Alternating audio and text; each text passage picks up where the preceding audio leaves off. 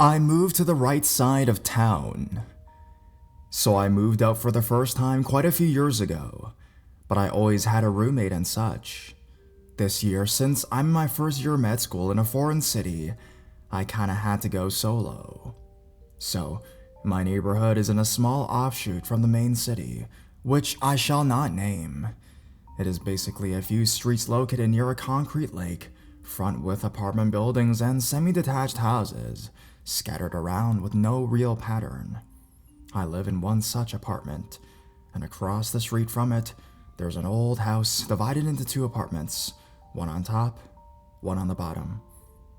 The dude who lives on the bottom is old enough to be my father, and he sits out front of his apartment on the tiny lawn and nods at me when I walk past. One morning, I was heading out early to stop at Bulk Barn and for some flour and loose leaf teas. Heck yes. And the man across the street flagged me down. I stood at the edge of the road and asked what he needed, hesitant to get too close. He asked if I had an extension cord. It was an absolute emergency. He couldn't get his son back in the house because he had misplaced his own extension cord. I was a bit taken back, but yes, I did have one, so I ran and got it, the whole time wondering if I'd ever see it again. When I handed it over, he asked me to plug into the outlet of the outside of his wall while he ran into the back. I obliged, and he then came running back from his yard, cradling something small and black in his hands, and he motioned me to bring the other end of the extension cord over in a hurry. I did, and he took it and plugged it into the thing, which I saw happened to be a metallic sculpture of a head, with big flashlight bulbs for eyes that lit up again when he plugged it in. He sighed in relief and said, "This is my son, Jafar," in a very serious way. I nodded, still very, very confused and a bit concerned, and said hello to Jafar. As I continued on my way to Bulk Barn, I wondered if perhaps I had moved to the wrong side of town. That night, my partner for a project had stood me up at a little bar and grill by the dockside. I sat on the window seat in a corner waiting for the clock to strike 10, so I could justify leaving, by the chance that maybe they were just running late. That's when an older man in a full tuxedo suit and a pimpin'-style cane staggered over to me and struck up a conversation. I tried to be polite while still sending the message that I did not want to talk, which, believe it or not, didn't work. He kept getting closer and closer to me, and I kept inching further and further away, but between him and the table, I was trapped. I felt like a cornered animal and honestly would have made a scene had my neighbor not grabbed the man's shoulder and pulled him away. "You're gonna mess with my daughter?" he cried. The old pimp man looked taken aback and said, "She can't be your daughter. She's as white as the snow and you're like really, really dark." My neighbor came and stood between us, and stood there silent as a mouse until the old man began to meander away. By old, I mean like 60. Not old enough to be a grandfather, but old enough to be creepy. Before I could thank him, he had called over what seemed to be his entire family, grandbabies and all, and I ended up making some good friends that night. Finally, he said, "I gotta go home and check on Jafar." After he had left, I asked his daughter, who's a good friend to this day, what was up with his son, Jafar. She laughed and said, "Oh, none of us are his real kids. He just sort of took us all under his wing at some point or other and gave us a stable father figure. But he can't have kids of his own, and he's always wanted a son. So a few years ago, he decided that if he couldn't make babies the traditional way, that he'd just make them the other way. Enter Jafar. It is a little weird, and he's a bit odd at times, but he's still the best father figure around." I learned that for myself over the next several months, and now he has me over with all his other kids, all of which are grown up. Nothing weird, especially for special occasions and things. It is amazing, since my own family is on the other end of the country and pretty dysfunctional. I got Jafar an extra long extension cord and a hat for Christmas. I definitely have moved to the right side of town.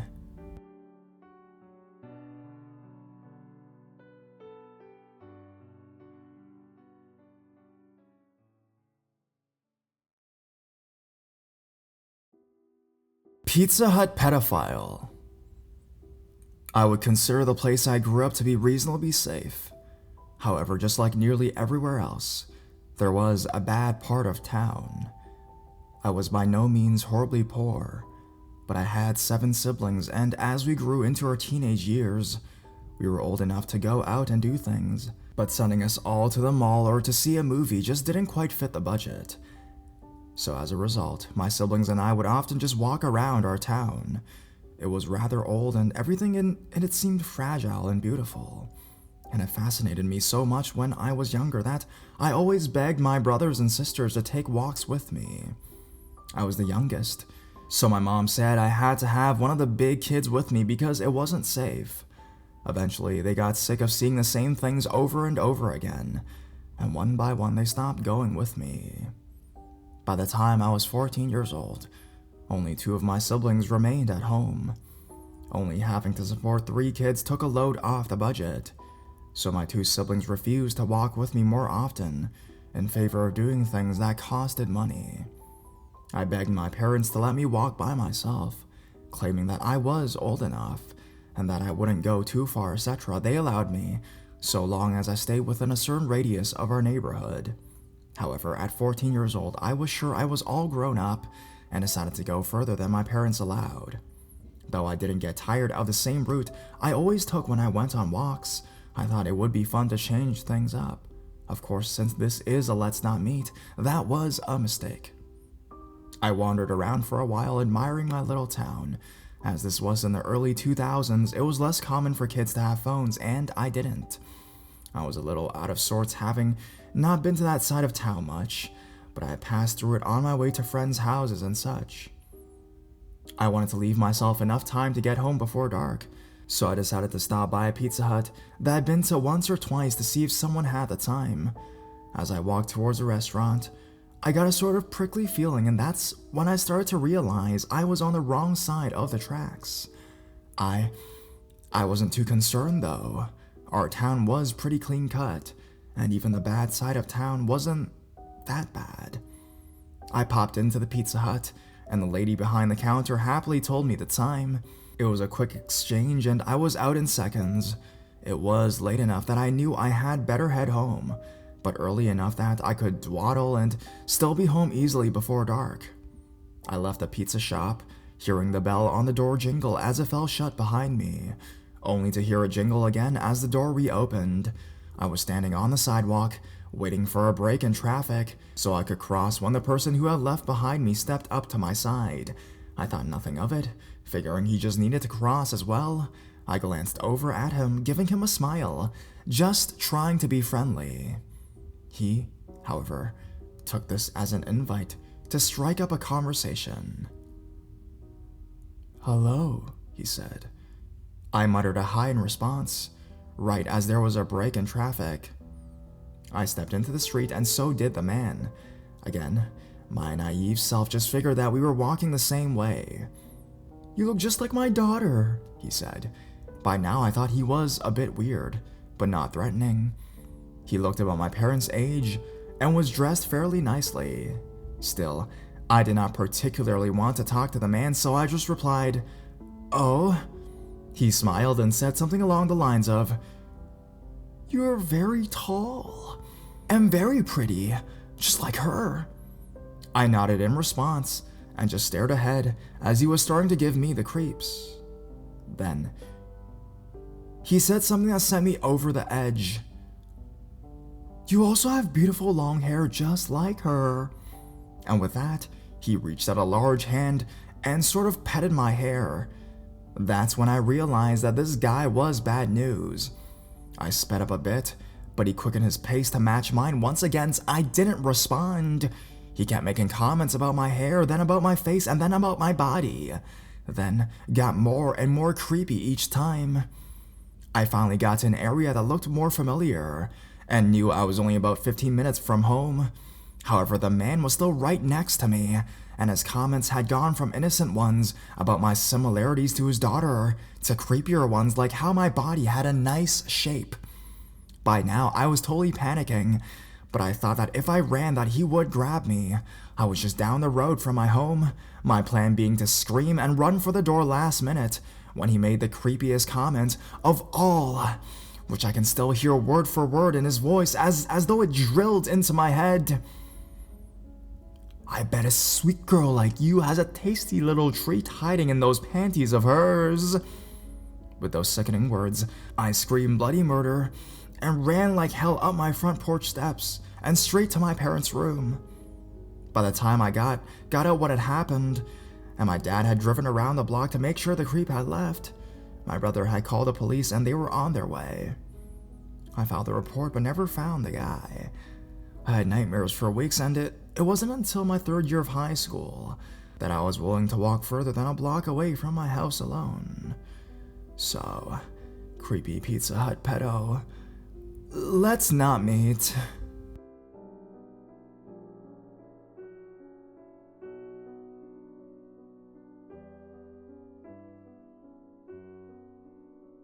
Are they yours?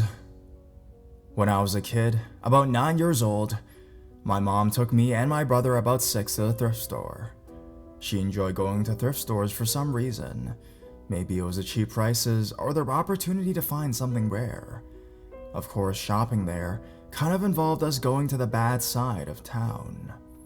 Well, on this day, my mom had begun browsing through the store for something she might find interest when she realized she forgot her wallet in the car. She hands us her keys and instructs us to go to the car and get her wallet for her. So me and my brother do just that. We go to the car, grab her wallet, and turn around to start walking back. Just as we turn around to head back to the store, we notice this dirty, homeless-looking guy. In retrospect, it was an obvious addict, walking towards our direction while mumbling to himself. We could just tell from the look in his eyes that we had his attention. My brother then tells me to just walk fast back to our mom. Being the older one, I felt the need to seem brave. I told my brother that we were fine, but agreed that it'd be best to begin walking back. Luckily, that guy was coming from the side of the store, so we had a clear shot to the front door. We began walking to the door when we hear the guy call out to us. We ignored it and kept walking. Just as we're halfway to the door, the guy calls out again, but louder and clearly directed at us as he referred to us boys walking ahead of him. As if it wasn't bad enough that we were the only ones outside, this guy begins pointing it out and asked where our parents were. For no reason other than being naive, I stopped, turned around, and answered that our mom was inside. He laughed and, as if we were bluffing, attempted to call me out on it. At the time, I didn't understand why he would even think I would be lying like that. My brother quickly told me to not stop walking and to not answer him, at which point I felt the same panic he did, and finally understood that getting to our mom was now our priority. The guy then began saying that we seemed like we were by ourselves and instructed us to go with him. At this point, I ignored him and just began walking faster towards the door. I could then hear him begin walking towards us at a fast pace. We opened the door to the store and bolted through the store looking for my mother. I remember that as we opened the door, he flat out told us that going inside wasn't going to stop him and that he would follow us inside. I felt sheer panic when I heard him say that and raced to my mom. My brother and I remained close, but kind of spread out for more coverage. I was having trouble finding my mom when I looked at the door and saw the guy begin to open it. My heart began to race and a sense of hopelessness was sinking in when all of a sudden, I hear my brother call out that he had found my mom. I raced to my mom and began explaining everything. She of course brushed it off, saying that nothing was going to happen. I look over and hear this guy talking to the front desk and cashier, claiming that his 2 boys had just ran in and that he was looking for them.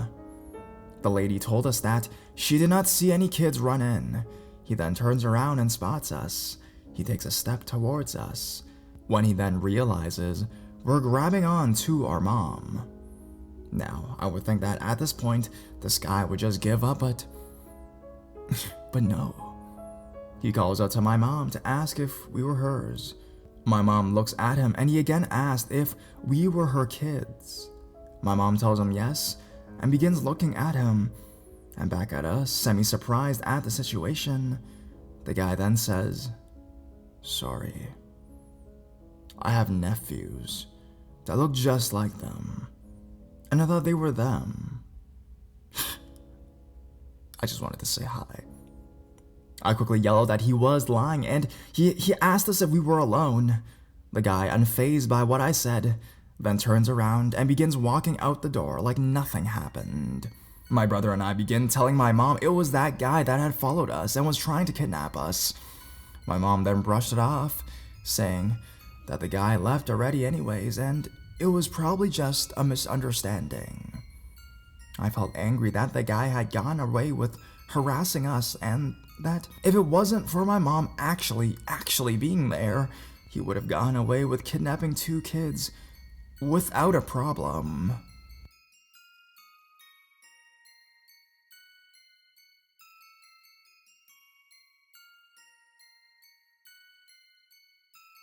All you can do is run. I was living in a quiet, largely suburban town last year, maybe 10 miles outside a major city. At the time, I walked to and from work, since I was only a few miles away from my house, and it was a quiet walk through most populated areas. There was one stretch of road towards the end of the walk that can be fairly unnerving at night, however. In the 8 months that I lived there, I never had a problem or encountered anyone strange at night. But like we all know, the truth is that just because something bad hasn't happened yet, doesn't mean it won't. No matter what town you're in, bad things can absolutely happen. One night after work around 9 p.m., I stopped at a restaurant to watch some game and relax. Afterwards, I went forwards to walk the last mile home. The creepy road I mentioned is a highway of sorts, 2 lanes on each side, guardrail, etc. The surrounding area is flat, barren, and surrounded by woods. It's a straight shot for about a quarter mile, so you can see what's ahead for the most part. A major highway runs above, so there's an overpass bridge to walk under. Fortunately, it's dimly lit, and with no area for people to hide, like some bridges have. I walked down the road and through the bridge with no issues. It was strangely quiet, even for a weeknight. No cars about, not even on the highway above. By the time I left the restaurant, it was approaching 11 p.m., so for a small town, that's not really a surprise, I suppose. After the bridge, I saw a male figure saunter out from behind an unlit, defunct gas station on the other side of the highway. The guardrail had ended by that point. At first I thought he was just drunk and needed to take care of business behind the building after drinking all night and watching a game. So I kept walking, keeping my eyes on him. We were about 40 feet away from one another when he decided to cross the highway over to my side. My first thought was that he was a total drunk prick.